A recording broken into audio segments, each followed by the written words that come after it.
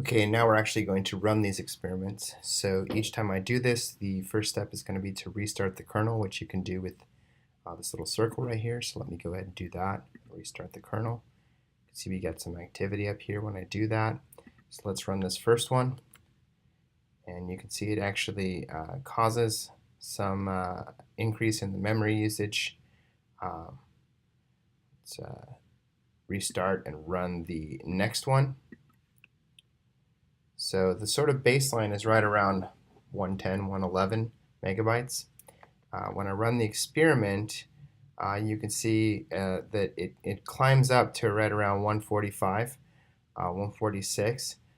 And most of that with these small, we're very small right now, 100 by 20, 193 by 32, very small data sets right now. Most of this increase is actually the loading of the libraries inside this function.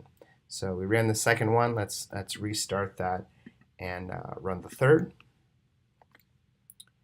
And you can see it's starting to climb up now. It's 146.4. Restart. Drops back down to right around 110, 111, 112. Let's run the fourth data set. Jumps up to, now we're up to 147.5. So the data set itself is actually starting to contribute to what's there in memory. Let's restart.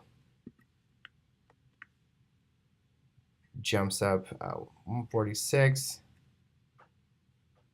Restart.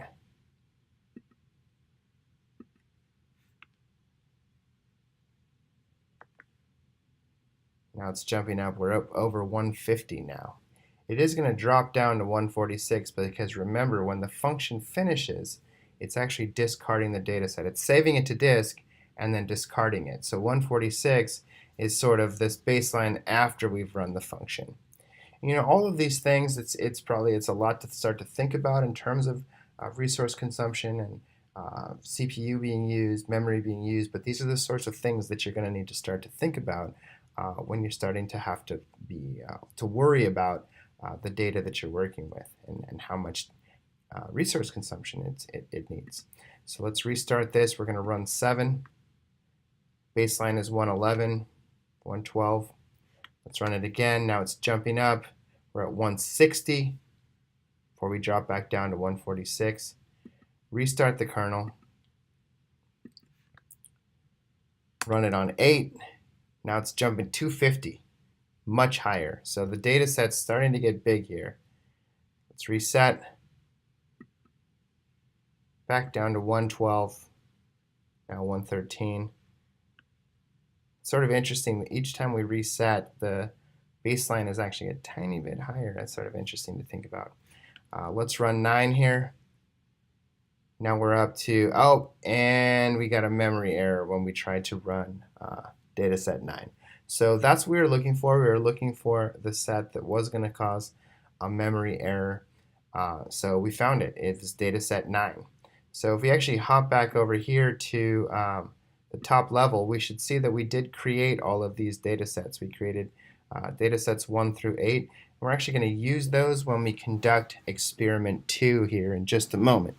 So for now, let's go. Let's save our changes here. Let's collapse this, and let's come up here and let's go to and do Control B N to go to this window where I'm running this this output to save the Docker stats to a file. Let's kill this.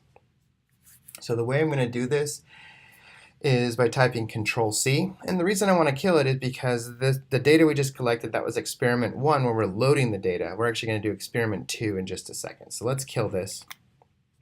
You can see I'm back to the prompt. I can do an ls-l and see all of the files that we've created. Great. Let's hop back over and we'll get started on experiment 2 in just a moment.